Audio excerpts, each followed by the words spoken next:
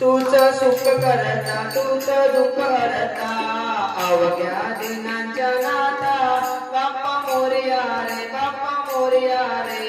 चरणी देवी तो माता तूच सुख करता तूच दुःख हरता अवघ्या दिनांच्या नाथा बाप्पा मोरया रे चरणी देवी तो माता महादाने पुरे एक वर्ष होतो वर्षाने गोड अन्नाचा स्पर्श घ्यावा संसाराचा परामर्श